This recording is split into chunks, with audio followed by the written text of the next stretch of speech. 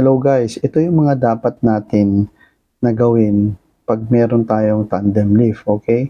Planning and preparation. So include dyan yung engineering assessment. So nandito yung pag-aaralan natin yung weight, crane na gagamitin, at yung area.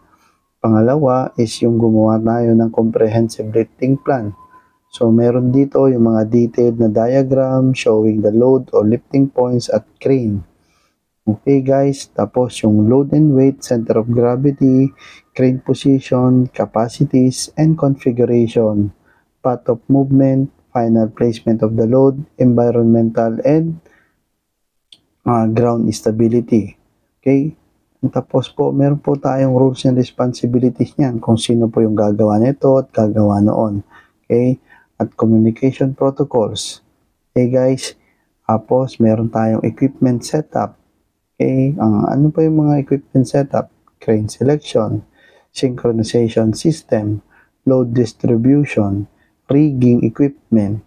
Okay, tapos meron tayong mga execution katulad ng pre-lift meeting, trial lift, continuous monitoring, control movement, emergency procedure. Yan po ay napaka-importante rin. In case po, sa worst scenario, may mangyaring kababalaghan, alam po natin kung ano yung mga gagawin natin. Post-lift. So, bago tayo mag-lift, kailangan natin inspect yung mga crane. Though, napag-aralan na nung una, pero hindi natin actual na nakita yung crane.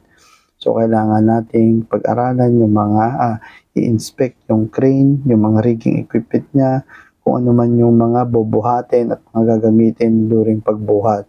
Pagkatapos natin mag-inspect, mag-conduct tayo ng toolbox meeting sa mga tao na involved doon sa lifting na yon.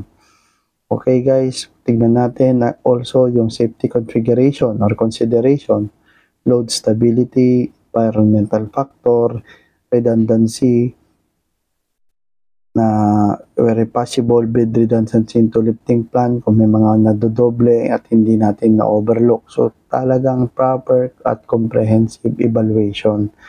So, training. Make sure na lahat ng personnel na involved ay trained at competent enough. Okay guys, sa palagay nyo, nakatulong yung information na to, please like, share, and comments. Maraming salamat guys.